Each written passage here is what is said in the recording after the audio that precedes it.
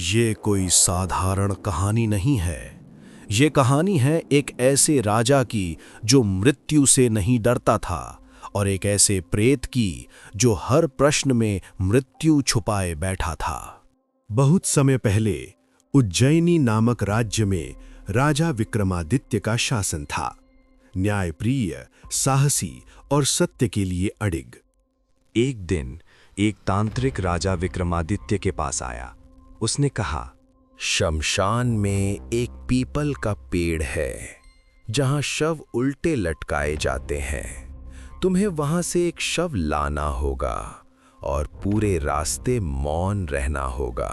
राजा विक्रमादित्य ने बिना किसी भय के तांत्रिक की शर्त स्वीकार कर ली और उसी रात वो शमशान की ओर चल पड़े। राजा ने जैसे ही शव को कंधे पर उठाया, एक ठहाका गूंज उठा। राजन, क्या तू जानता है कि मैं केवल शव नहीं हूं? मैं बेताल हूं। राजन, मैं तुम्हें एक कहानी सुनाऊंगा। उसके अंत में मैं तुमसे एक प्रश्न पूछूंगा। यदि उत्तर जानते हुए भी तुम मौन रहे तो तुम्हारा सिर फट जाएगा, और यदि तुम बोले तो मुझे फिर से उसी पेड़ तक लौटना होगा।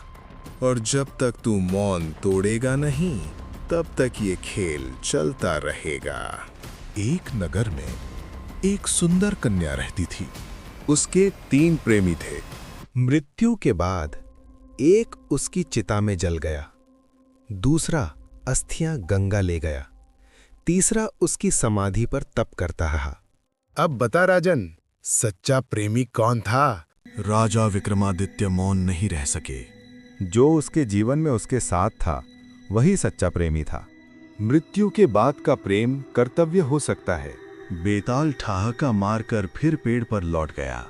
राजा विक्रम फिर से उसे उठाने चला, क्योंकि अगली कथा में बेताल पूछने वाला है एक ऐसा प्रश्न जिसका उत्तर स्वयं राजा को दोषी बना सकता है।